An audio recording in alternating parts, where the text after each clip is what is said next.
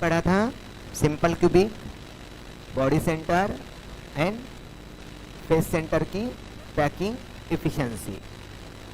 अगर ये मॉलिक्यूल हम लोग लेते हैं तो पैकिंग इफिशिएंसी क्या रहेगी? प्रीवियस क्लास में ये हमारा हुआ था पैकिंग इफिशिएंसी। उसके बाद हमें और एक दो फार्मूलेज देकर है after the packing efficiency. Another formula, ये फार्मूला तो ऑलरेडी हम लोग डिराइव कर चुके हैं, डेंसिटी फार्मूला। डेंसिटी यानी क्या होता है? डेंसिटी यानी क्या होता है? Mass upon volume. डेंसिटी यानी क्या होता है? Mass upon volume. Okay, so density यहाँ पर जो मास होता है हमारा, number of particle in the unit cell, तो ये जो ऑलरेडी, और वॉल्यूम जो होता है वो क्या होता है हमारा? साइड क्यूब, ठीक है ना। तो मास अपॉन वॉल्यूम, तो ये जो फार्मूला है ऑलरेडी हमने प्रीवियसली डिराइव भी किया है और उसका प्रॉब्लम भी देखा है हमने उसके रिलेटेड का। तो यहाँ पर N M A cube upon N A, ये एन यानी क्या होता है? एन यानी क्या होता है? अगर सिंपल क्यूब है तो एन की वैल्यू कितनी होती है? 1। बॉडी सेंटर है तो 2, फेस सेंटर है तो 4। ऑलरेडी ये चीज़ हम देख चुके हैं। ये जो एम है ये क्या होता है हमारा? Molar mass, molar mass. और ये जो होता है एन ए, ये क्या होता है?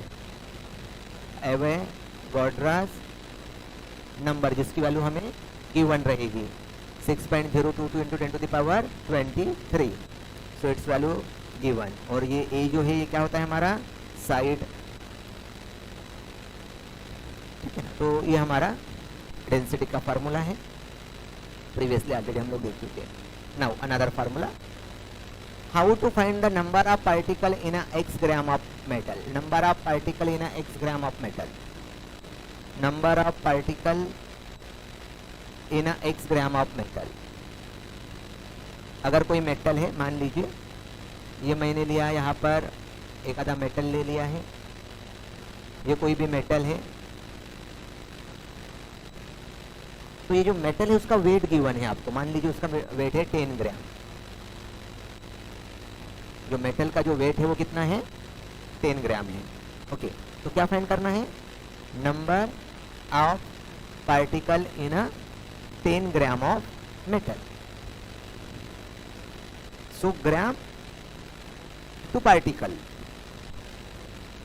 ग्राम टू पार्टिकल का कन्वर्शन।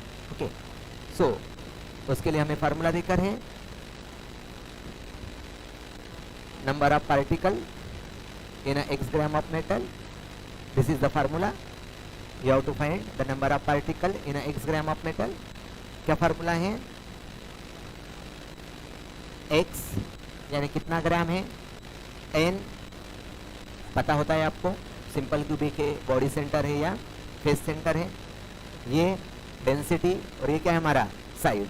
ओके, तो bye using this formula you have to find out the number of particle in a x gram of metal. अगर मेटल का कोई अमाउंट है तो उसके अंदर में नंबर ऑफ पार्टिकल को हम कैसे फाइंड कर सकते हैं। ओके, तो ये हुआ एक फार्मूला। अनदर है number of unit cell in x gram of metal. पहले उन्होंने कहा था कि find the number of particle, now find the number of unit cell. Number of unit cell क्या फाइंड करना है हमें? Number of unit cell. So finding the number of unit cell is formula number of unit cell. Number of unit cell का formula x upon density upon side cube. By using this formula you have to find out the number of unit cell. Third formula है हमें number of unit cell in a volume v। अगर volume के form में है, ये ग्राम के form में, और ये किस फॉर्म में है? वॉल्यूम के फॉर्म में. Okay, so number of unit cell in a volume V, so the formula is V upon A cube. ठीक है ना. तो हमने 3 फार्मूले नोट डाउन किया है, 1 2 3. अब ये तीनों फार्मूले के ऊपर के हमें क्या देखना है, न्यूमेरिकल फाइंड आउट करना है, न्यूमेरिकल देखना है. ठीक है, तो फार्मूले को नोट डाउन कर लीजिएगा, जैसे भी बुक में आप दिखा दीजिए, उसको रिप्रेजेंट कर दीजिए.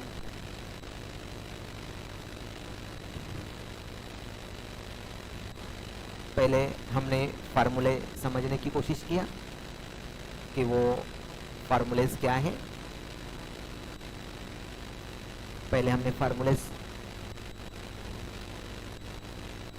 अब हम उसके रिलेटेड के प्रॉब्लम्स देखेंगे.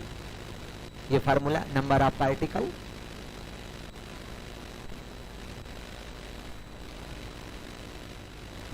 तो देखते हैं हम लोग प्रॉब्लम किस तरह से हमें सॉल्व करना है. तो एक सिंपल प्रॉब्लम दिया गया है.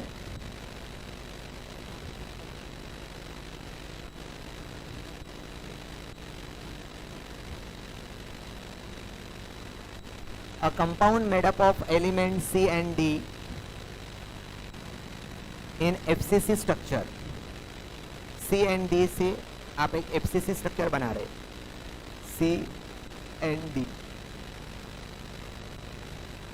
By using the molecule C and D, you have to prepare a FCC structure. Atoms of C are present at the corner. C कहाँ पर प्रेजेंट है, कॉर्नर पर प्रेजेंट है. मतलब मान लीजिए ये आपका क्यूब है, ठीक है, तो C कहाँ पर है, आपके कॉर्नर पर प्रेजेंट है. ये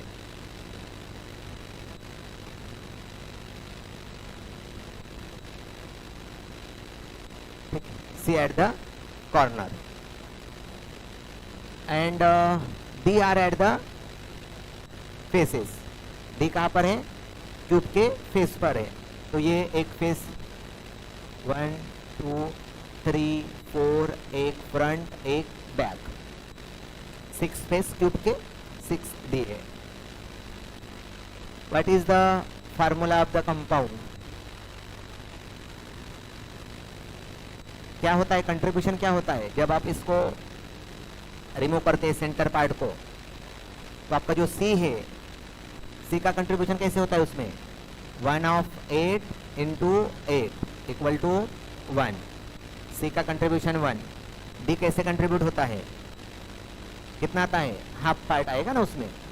ऐसे कितने पार्ट होते हैं, 6. सो डी का कंट्रीब्यूशन कितना है, 3. So what is the formula of the compound, C1 D3. It is very simple. You have to find out the what is the formula of the compound. तो ये उसका आपका आंसर है, बहुत ही सिंपल.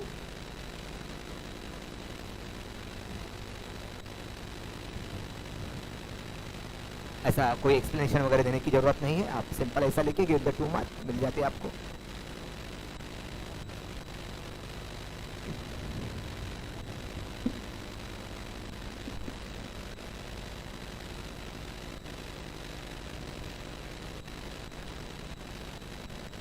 सेम वैसा ही और एक दिया गया है, पहले उसको देखते हैं हम लोग, फिर हाँ this one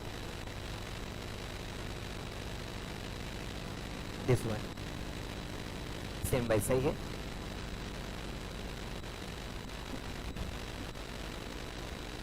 the items of element B form the CCP structure. B क्या फॉर्म कर रहे हैं, CCP, close cubic pack structure, CCP structure. B form the CCP structure, closed cubic pack structure. The number of tetrahedral void generated is twice the number of B atom. हम direct solution देख रहे हैं क्या, question का आ गया इसका.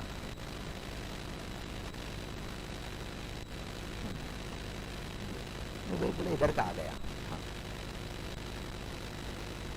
A compound is formed by 2 element A and B.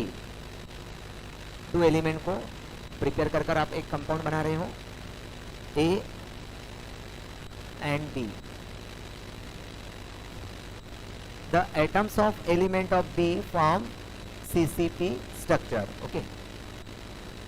So B जो है वो क्या फॉर्म कर रहा है आपका CCP स्ट्रक्चर फॉर्म कर रहा है. The atoms of A occupy 1/3 of tetrahedral white. A occupy 1/3 of tetrahedral white. Tetrahedral white. What is the formula of the compound? What is the formula of the compound? ठीक है. तो मैं आप लोगों को पढ़ाया था packing efficiency, arrangement of molecule. आप लोग कुछ एब्सेंट होंगे तो शायद नहीं पता. हाँ, ये फिर से बता रहा हूँ.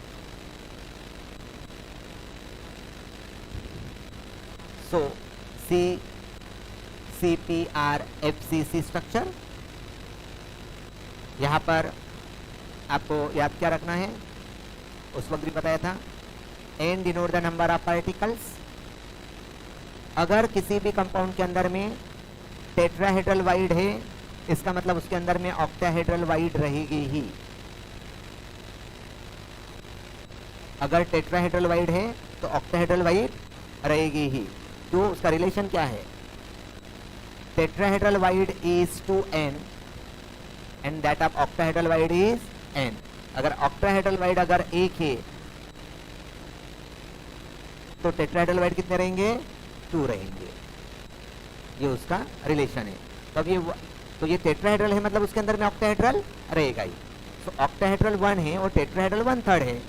तो वो अगर ये 1 है तो ये कितना रहेगा? 2. तो ये जितना भी होगा ये क्या बन जाएगा? 2 बन जाएगा. जितना भी है वो कितना बन जाएगा? 2 बन जाएगा. 1/3 तो जितना भी है उसका क्या बन जाएगा? डबल बन जाएगा वो. ठीक है. तो ये हमारा रिलेशन है किसका? Tetrahedral void and that of the octahedral wide.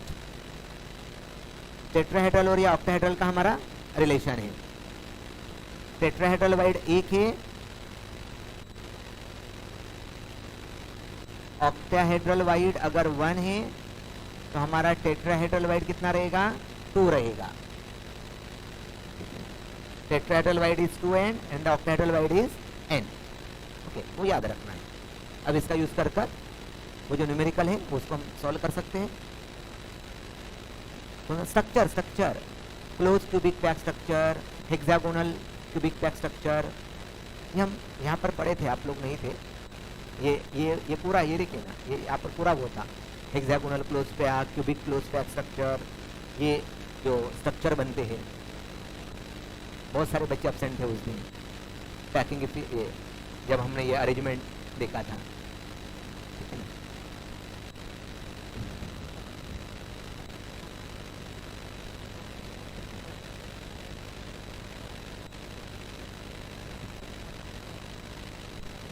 तो ऑब्वियसली वो डबल रहेंगे उसके.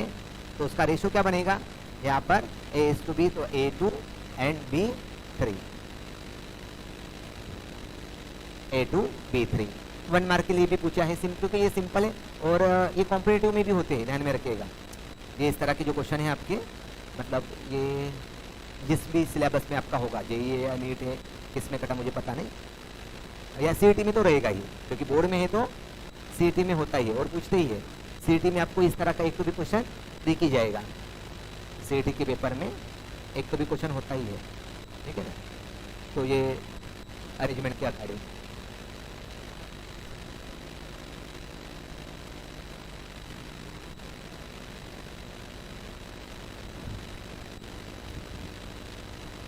Then next problem.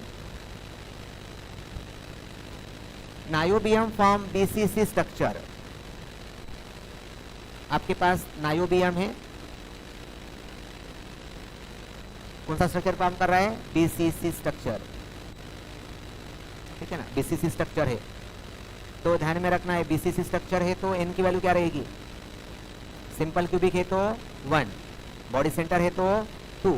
तो ये BCC है मतलब बॉडी सेंटर है. तो आपका बॉडी सेंटर है तो यहाँ पर जो N की वैल्यू है वो कितनी रहेगी? 2 रहेगी. बॉडी सेंटर में n की वैल्यू 2 रहेगी। The density of the niobium is 8.55 gram per cm3। Density देकर है 8.55 gram per cm3, density given है। The length of the unit edges is, side देकर है हमें, साइड कितनी है, ए कितनी है 330.6 pm।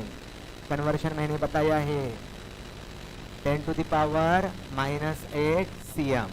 ये 2 डिजिट सामने ले लिया, इसलिए ये 3.306 10 to the power -8 cm। तो ये ऑलरेडी हमें कर लेना है ये कन्वर्शन। ओके, तो ये हुआ हमारा साइड।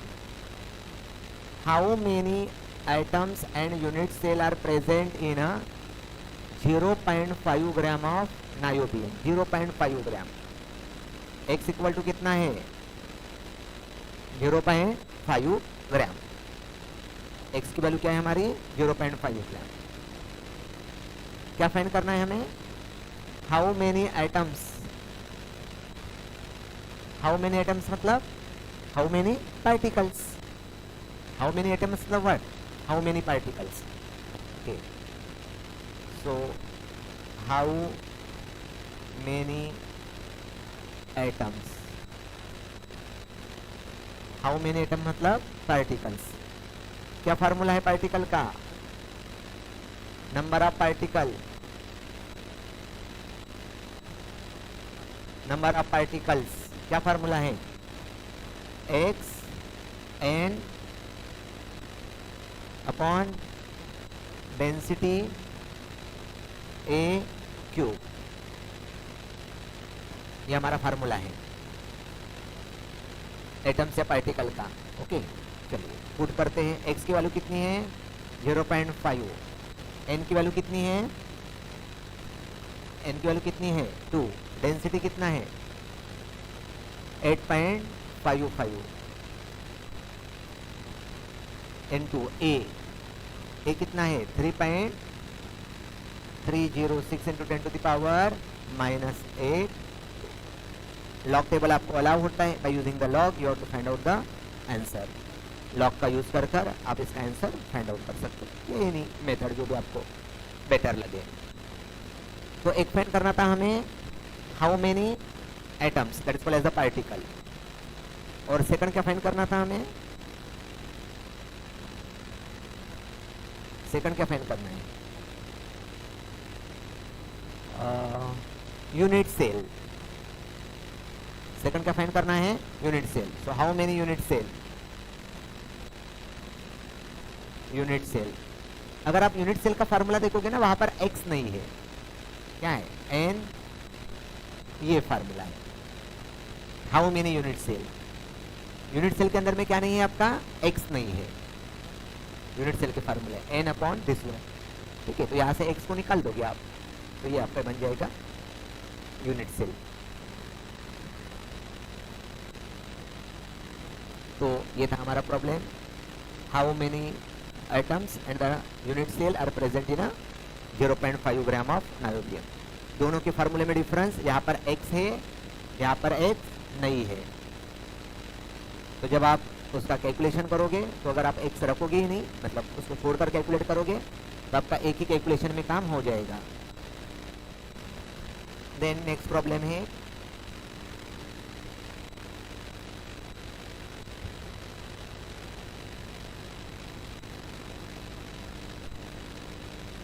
ठीक है, ये यहाँ पर A B C D, actually exam में इतने सारे निकालो नहीं पूछेगा, 1 या 2 पूछता है, ठीक है ना, क्योंकि इतने सारे निकालो पूछेगा तो उसको 4 या 5 मार्क के लिए पूछना पड़ेगा। लेसन ही 5 मार्क का है तो एक नंबर का थोड़ा ना 5 मार्क के लिए पूछेगा वो, तो इसलिए 1 या 2 टर्म पूछेगा, इसमें से इतने सारे नहीं पूछेगा।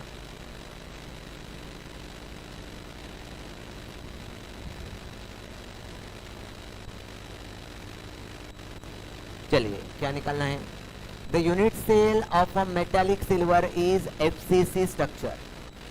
FCC स्ट्रक्चर है आपका, FCC स्ट्रक्चर। FCC स्ट्रक्चर मतलब n की वैल्यू कितनी हो गई? n की वैल्यू कितनी? 4 ना। FCC है मतलब n की वैल्यू कितनी हो गई? 4 हो गई। Radius of silver atom is, radius देकर है, रेडियस क्या होता है? रेडियस r, रेडियस कितना है? 1444 pm, तो ये क्या होगा? 1.444 cm 10 to the power -8।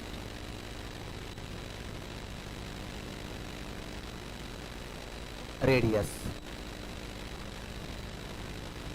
क्या निकालना है? ए फाइंड आउट करना है, edge is length of the unit cell, मतलब क्या निकालना है आपको? साइड फाइंड करना है। So you have to find out the A. What is the relation between A and R in a FCC? कल पढ़ा था हमने ए एंड आर का रिलेशन, बोलिए। Root, what is the relation between A and R in a, कल हमने तीनों derivation पढ़ चुके थे, कल तीनों डेरिवेशन पढ़े थे हमने।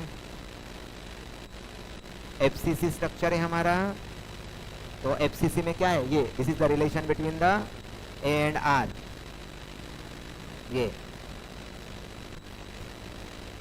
या ये R equal to A two root two, R equal to A upon 2√2, ये रिलेशन है हमारा, ठीक है ना। तो क्या फाइंड करना है हमें? ए फाइंड करना है, तो ए इक्वल टू क्या होगा? 2√2 into R. So A equal to 2√2 की वैल्यू कितनी होती है? 1.41 ना, I think 1.41 into R, put the value of R 1.444 into 10 to the power -8 and calculate the value of A.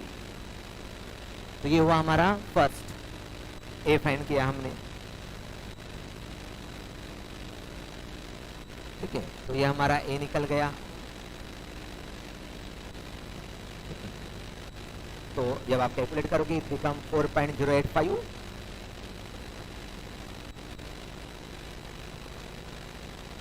तो ये निकला फर्स्ट हमारा ए। यहां पर हमें फार्मूले पता होना चाहिए। सेकंड क्या फाइंड करना है हमें? Second volume of silver atom, volume of silver atom, volume of silver atom यानी volume of sphere, volume of sphere ना, कल देखा था, volume of silver atom, volume of silver atom यानी वॉल्यूम ऑफ स्फीयर। क्या होता है फार्मूला? 4/3 पाई आर क्यूब, कल हमने देखा था 4/3 pi R cube, 4/3 into pi 22/7 into R. R की वैल्यू क्या है? 1 कितनी है? 444 इंटू 10 to the power -8 का cube. So here you have to find out the volume of silver atom, volume of silver atom। Calculation part के लिए मैंने पहले कहा है आपको लॉग टेबल अलाउ होता है, लॉग बुक। तो यहाँ पर आप ये कैलकुलेट करेंगे। So it become 1.261 into 10 to the power -23। तो ये हुआ आपका बी का आंसर। उसके बाद सी क्या फाइंड करना है?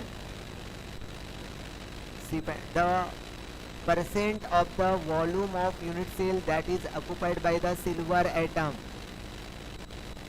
परसेंट फाइंड करना है, परसेंट फाइंड करना है मतलब क्या हुआ? पैकिंग एफिशिएंसी, सिल्वर एटम कितना ऑक्युपाई कर रहा है, तो इसका मतलब क्या है? पैकिंग एफिशिएंसी फाइंड करना है।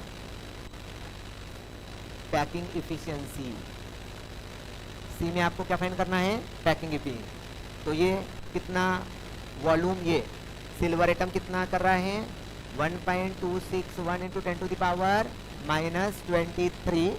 ऐसे कितने होते हैं सिल्वर में, ये तो एक का निकला 4 होते हैं, divided by volume of unit cell that is called as the cube, cube यानी side cube, A cube.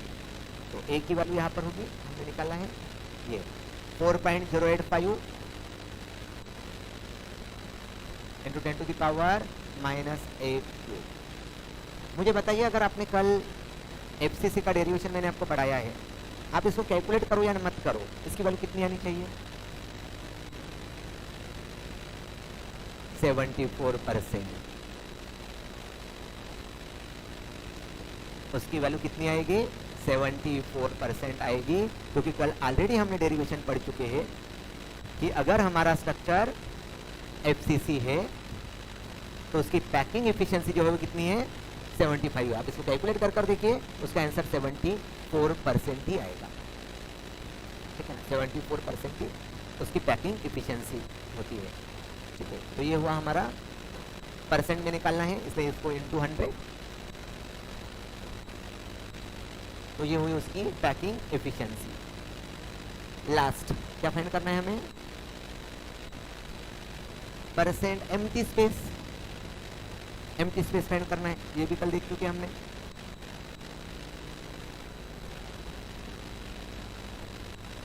Empty space कैसे निकालते हैं 100 माइनस 74, सो इट बिकम 26%, तो ये निकलेगा हमारा 26%।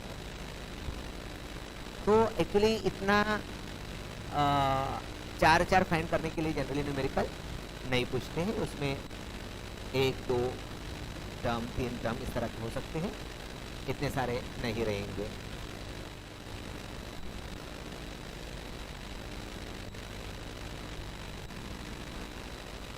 अच्छा एक रह गया है, मुझे लगा हो गया, ठीक है, एक छोटा सा रह गया है, चलिए इसको देख लेते हैं।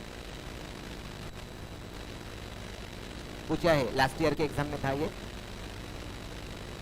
बहुत ही सिंपल प्रॉब्लम है।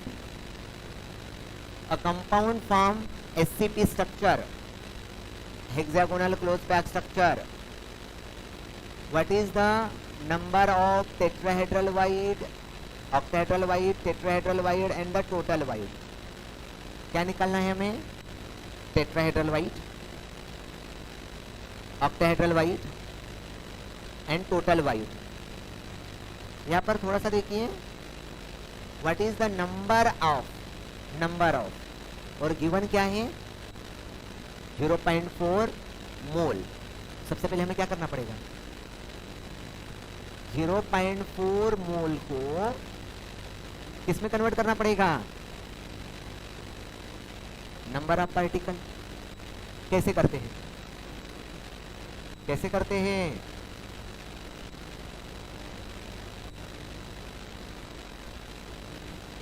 एवोगाड्रोस नंबर से अगर आप उसको मल्टीप्लाई कर देते हो तो वो क्या बन जाएगा, नंबर में कन्वर्ट हो जाएगा। तो सबसे पहले ये जो मोल है, मोल को क्या करना पड़ा हमें, तो ये नंबर बन गए, तो ये आपके नंबर बने अब, तो इतने, तो 0.4 मोल यानी इतने नंबर, ये नंबर बन गए, ठीक है, ये नंबर। अब क्या निकालना है आपको, ऑक्टाहेड्रल वाइड, ऑक्टाहेड्रल वाइड क्या होता है, अगर ऑक्टाहेड्रल वाइड 1 है तो टेट्राहेड्रल वाइड 2 रहेंगे, मतलब ऑक्टाहेड्रल वाइड ये जो है बी है वो क्या रहेगा आपका ऑक्टाहेड्रल वाइड, तो ये हुआ आपका ऑक्टाहेड्रल वाइड। जितना भी नंबर निकला है वो क्या है आपका ऑक्टाहेड्रल वाइड। ऑक्टाहेड्रल वाइड 1 है तो टेट्राहेड्रल वाइड कितना रहेगा 2, तो ये क्या होगा 2 into 0.4 into 6.022 into 10 to the power 23, तो ये निकला ऑक्टाहेड्रल वाइड, ये निकला आपका tetrahedral void, octahedral void and tetrahedral void. Now total void क्या करोगे, क्या करोगे, टोटल वाइड के लिए क्या करोगे, ऑक्टाहेड्रल प्लस ऑक्टेहेड्रल, ये तो टोटल वाइज। इस तरह के छोटे क्वेश्चन पूछने के चांसेस बहुत ज़्यादा होते हैं, क्योंकि वो उसमें 1 मार्क के लिए भी पूछ सकता है आपको, कोई एक आधा पूछेगा तो 1 मार्क का। मान लीजिए आपको यहाँ पर पूछा ऑक्टाहेड्रल वाइड निकालो, तो वो 1 मार्क का बन जाएगा। तो इस तरह के क्वेश्चन पूछने के चांसेस बढ़ते हैं, इसलिए बढ़ते हैं क्योंकि कंसेप्ट भी यूटिलाइज होता है और उसका 1 मार्क का काम भी हो जाता है। मतलब 1 मार्क के बदले में आपको पैकिंग इफिशिएंसी का कंसेप्ट यूटिलाइज करना पड़ा। तो इसलिए जब वो पेपर बनाते हैं तो ये देखते हैं कि कम मार्क में ज़्यादा कंसेप्ट कैसे अप्लाई हो बच्चों के, मतलब मार्क कम देना पड़े और कंसेप्ट ज़्यादा यूटिलाइज हो। तो जैसे इसमें मार्क कम देना है और कंसेप्ट ज़्यादा यूटिलाइज होता है, क्योंकि इसको आप वो 1 मार्क के लिए भी पूछ सकता है, आपको 2 मार्क के लिए भी पूछता है। इसलिए इस तरह के क्वेश्चन वो पूछता है जहाँ पर हमारे ज़्यादा कंसेप्ट यूटिलाइज होते हैं और वो सिंपल होते हैं ये क्वेश्चन, बट पता होना चाहिए वो ऑक्टाहेड्रल कितना है और टेट्राहेड्रल कितना है, नंबर कितने होते हैं।